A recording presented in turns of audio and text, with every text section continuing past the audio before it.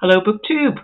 Welcome to another Middlemarch Meditations. If anybody's new to this series, we are using the 2003 Penguin Classics edition of George Eliot's Middlemarch. That's the one edited by Rosemary Ashton.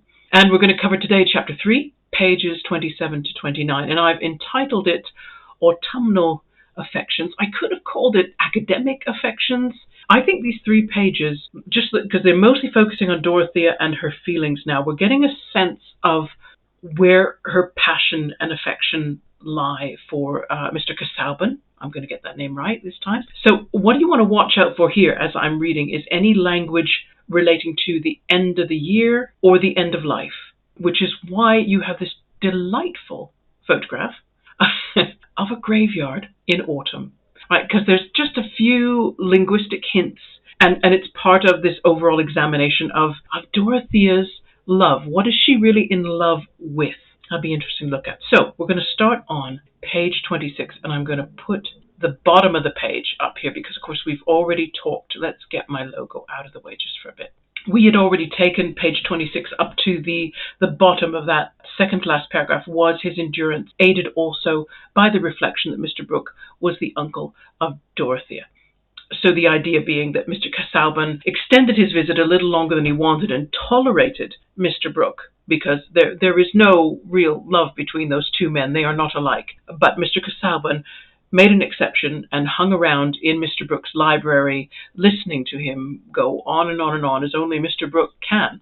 But there's a suspicion that maybe he's doing that because this is Dorothea's uncle. We go on to the last paragraph, and again, this is talking about Mr. Casaubon. Certainly he seemed more and more bent on making her, that is Dorothea, talk to him, on drawing her out, as Celia remarked to herself. Note that again, this is Celia doing her thing once more, which is keeping her thoughts to herself. She's going to start speaking some of those thoughts.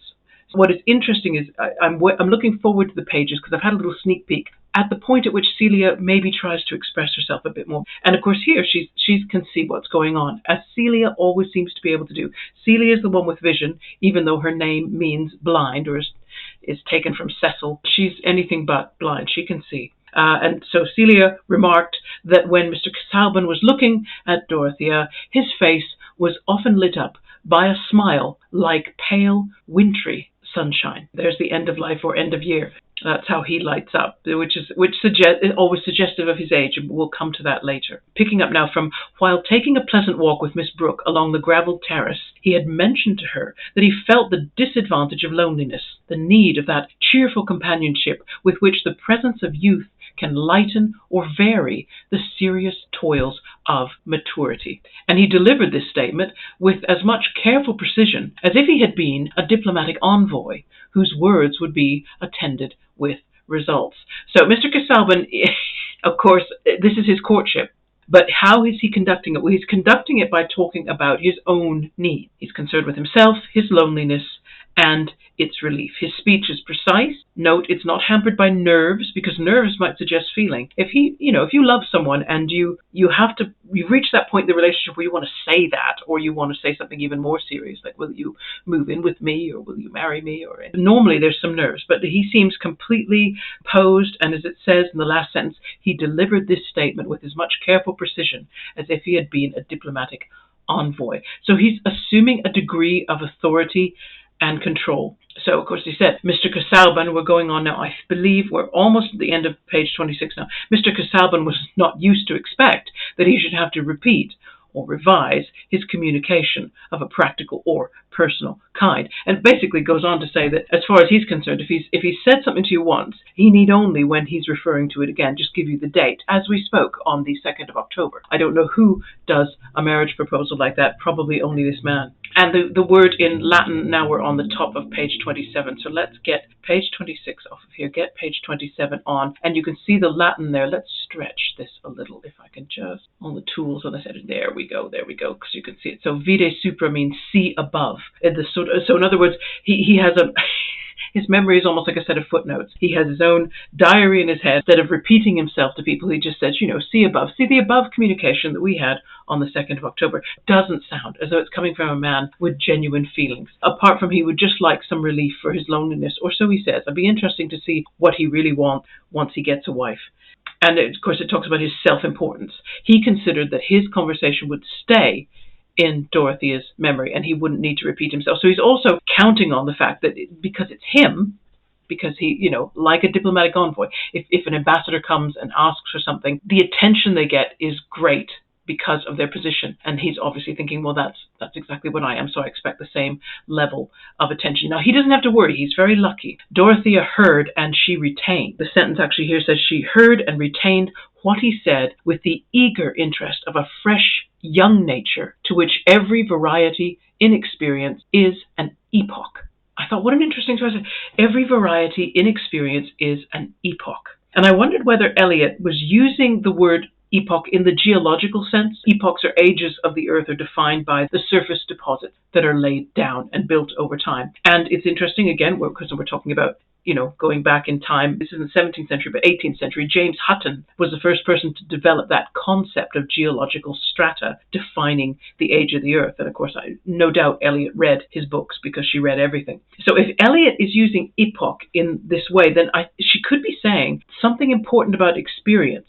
That is, the experiences that we have when we are young will feel different than the experiences that we will have when we feel older. It seems to me Eliot's suggesting that what we experience when we're young builds us up more into what we become, whereas the experiences that we have as an older person, they're not going to have the same impact. And I was deciding, how did I feel about that claim? I don't know about you. I'd love to hear what you all think. Do you think experience feels different? If you have a powerful experience when you're younger, is it different? Or maybe what is powerful is different. I mean, we know that when we were children, small things were more dramatic than they are now that we're older. But in this case, this is still a pretty dramatic thing. This is the first person asking to marry you. I was thinking back, and it did seem to me that experiences when I was young had more power to shape me or to make me. And that's just because when similar experiences happen now, rather than sort of going, whoa, and being sort of caught off guard or surprised or not really sure what to do with them, I have a store of things in my memory or things I've heard from other people's memories, and I can draw on them. I can actually kind of almost go back and do a bit of research before I decide how do I want to react. I think there may be something true in there, but I'd be interested to hear listeners' opinions on that if you want to leave something in the comment box. And if that's true, though, of Dorothy at the moment, when Mr. Casaubon is making his diplomatic statement about this need for companionship, then this is what Dorothea is laying down. She's putting down a layer of herself. This is her stratum of experience. This is a man suggesting his interest in her. And I wonder whether her reaction to men going forward will somehow look back on this experience. How will this shape her and mold her? Now I'm going to read aloud from page 27 because it's setting a scene. We don't have that many outdoor scenes yet in the book. They've been mainly interior. So I like this one because it said it was 3 o'clock, so we're in the later afternoon, in the beautiful, breezy autumn day. We're not in spring, we're not in summer, we're in autumn. So we're heading toward winter, we're heading toward the end of the year. When Mr. Casaubon drove off to his rectory at Lowick, only 5 miles from Tipton, and Dorothy, who had on her bonnet and shawl, hurried along the shrubbery and across the park, that she might wander through the bordering wood with no other visible companionship than that of Monk, the great St. Bernard dog, who always took care of the young ladies on their walk. There had risen before her the girl's vision of a possible future for herself, to which she looked forward with trembling hope, and she wanted to wander on in that visionary future without interruption. So it's interesting. So we're talking about autumn. And again, it's just that repetition of autumn and wintry. What is interesting, and before I get on to that, though, I've got to mention the dog. I know that sounds strange, but even Monk, the St. Bernard dog, gives us a link back to the 17th century. That's my whole bit to harp on and nag about. 17th century.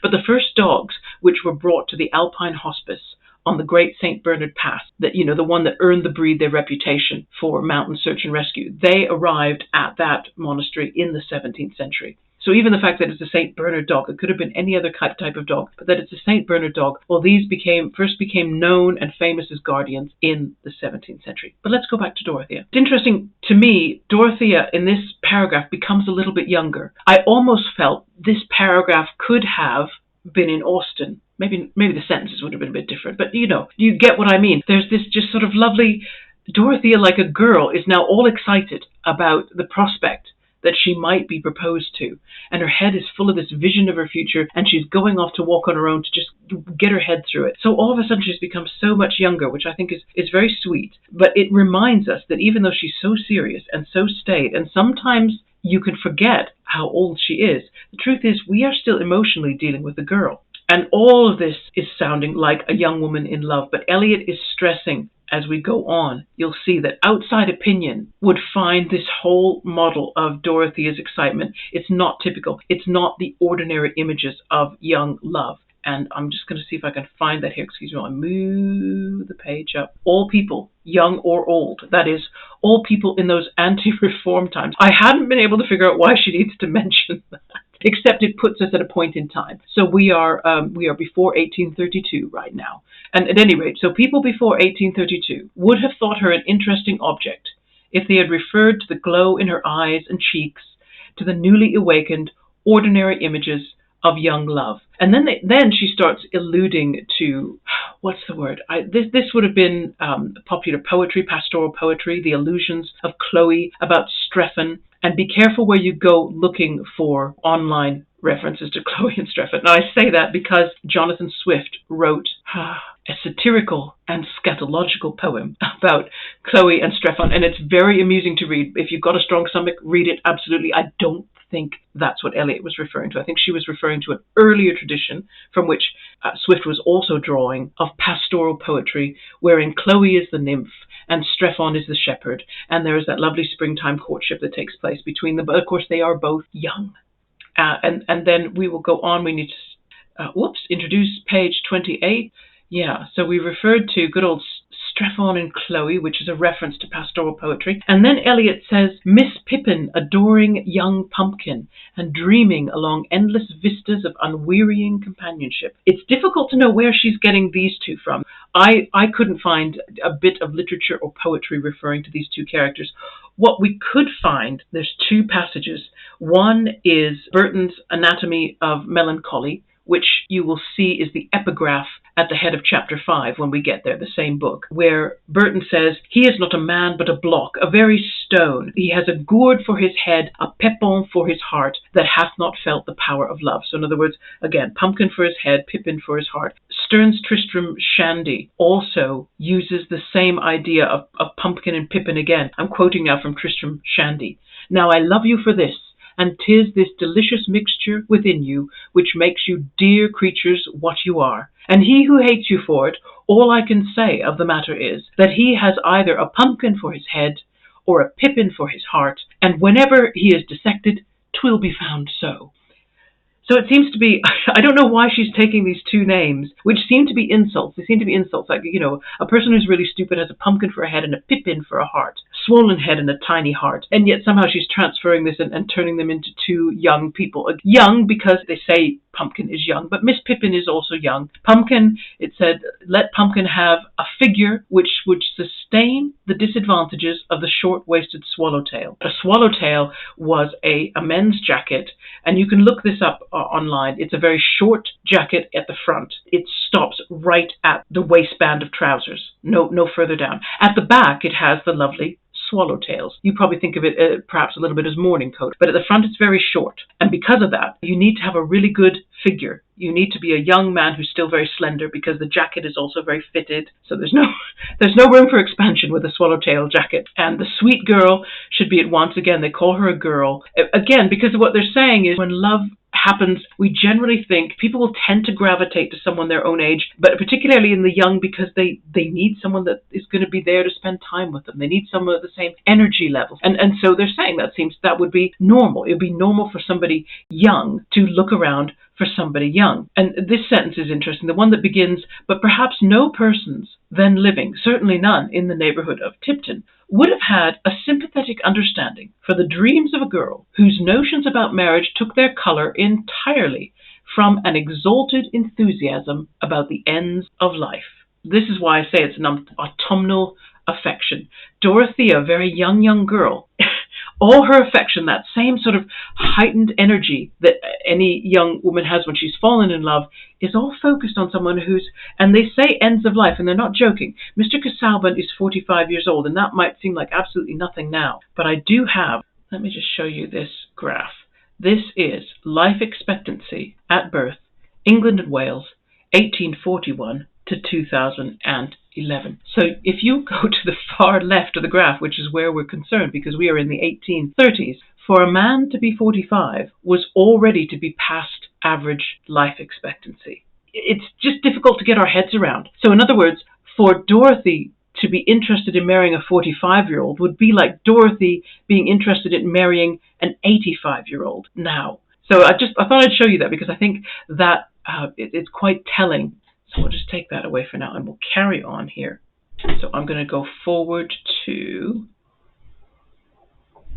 this paragraph here. It had now entered Dorothea's mind that Mr. Casaubon might wish to make her his wife, and the idea that he would do so touched her with a sort of reverential gratitude, not love. It really is quite astounding that you just don't see anything in this whole section about Mr. Casaubon having genuine affection for Dorothy, or Dorothy having genuine affection for Mr. Casaubon. She's just reverential. So in other words, he's beyond something to love. How good of him, nay, it would be almost as if a winged messenger had suddenly stood beside her path and held out his hand towards her. I mean, this is just entering the realms of non-reality.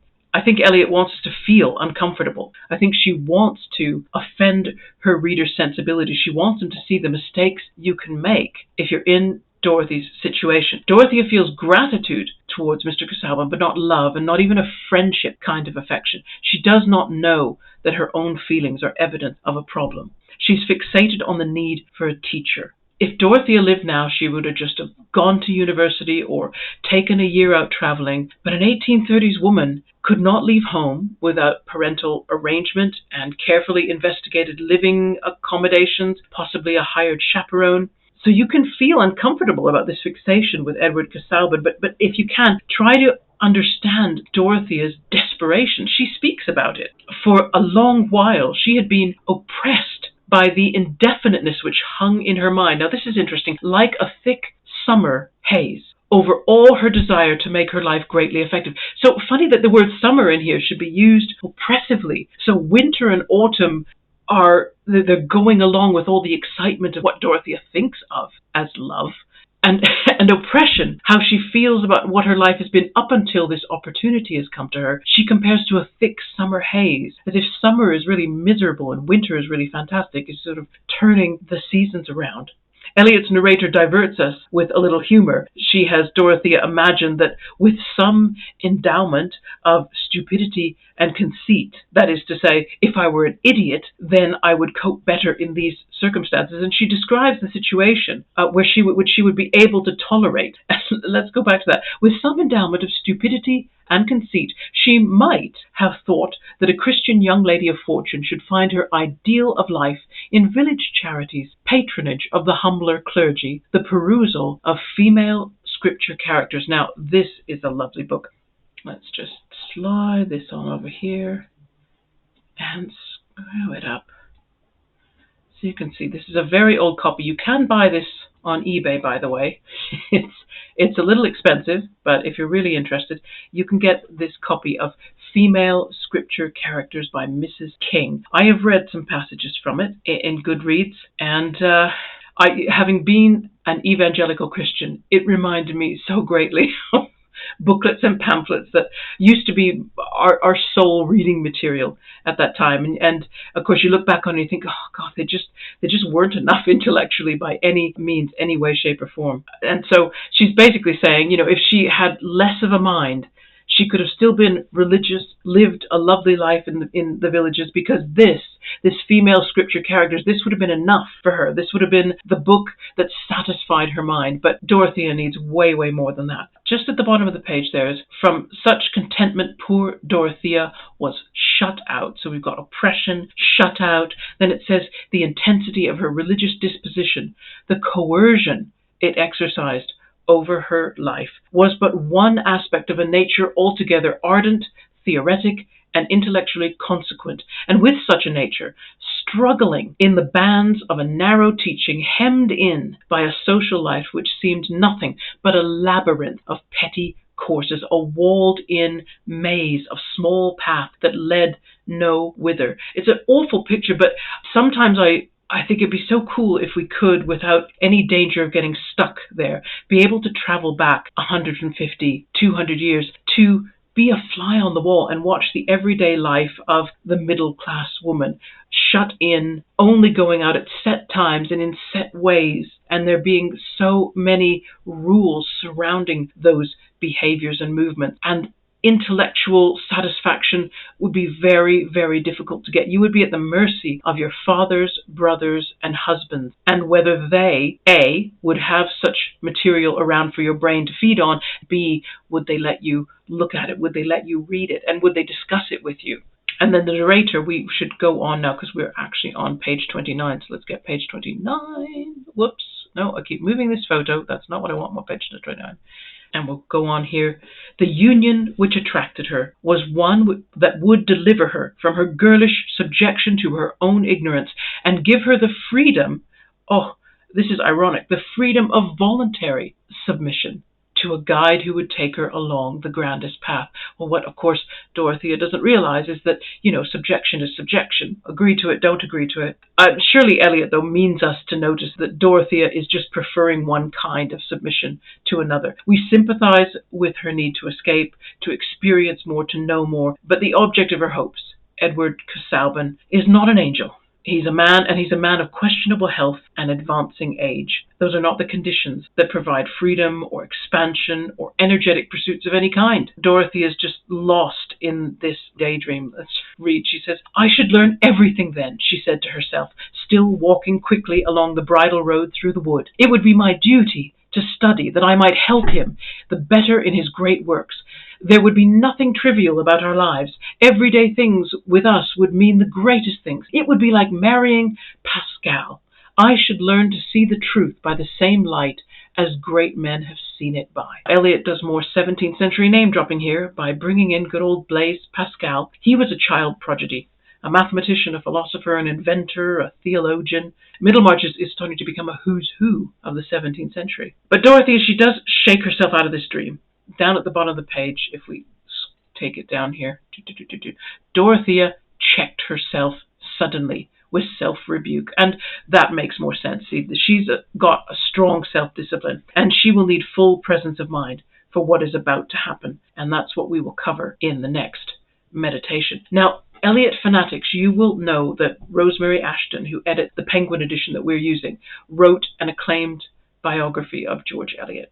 Joseph Francis Burton, call out to you. He was talking about George Henry Lewes and the part that he played. I'll add a link to his channel in the description box. The key critical support that he gave Eliot. And I think it was key. She needed support along with her ability in order to achieve literary recognition, because the periodical and book publishing businesses, they were male-only domains. I don't mean that they were male-dominated. There literally weren't any females involved at all. According to Rosemary Ashton, Eliot had to fend off comparisons of Lewes with Edward Casaubon. And I'm going to read here. Rosemary Ashton says, "When Harriet Beecher Stowe asked her what was she thinking of if Mr. Casaubon was a portrait of Lewes, and George Eliot responded frankly to the ludicrousness of this suggestion. Impossible to conceive any creature less like Mr. Casaubon than my warm, enthusiastic husband, who cares much more for my doing than for his own, and is a miracle of freedom from all author's jealousy and suspicion," which is a lovely compliment, because if Lewes was the way Eliot describes him, then he was a phenomenal man for his time as well. It would have been very unusual for a man to recognize ability in a woman and then B, sort of have himself off to one side to some degree. I mean, he had enough literary interest of his own, but he wasn't a star author. She was becoming well known, and I could understand that a man in his position might feel jealous, but he seems to have realized that that's how it had to be, and that he was willing to help her. He was willing to use his maleness, which was absolutely needed. I think it was Lewes that corresponded with her publishers. In fact, Eliot's publishers did not know she was a woman for the longest time. They corresponded with Lewes, and he led them to believe that Eliot was an elderly, reclusive clergyman who really didn't want to, deal with publishers. He's quite a phenomenal partner. I mean, what would have happened to her if she hadn't had him? I'm just wondering, would we have had Middlemarch?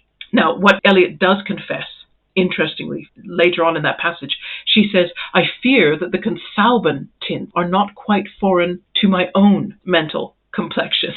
So maybe George Henry Lewes was more like Dorothea Brooke in that relationship. It would be interesting to know. Thoughts? Anyone, if you happen to know something. Anyway, it's been great meditating with you again.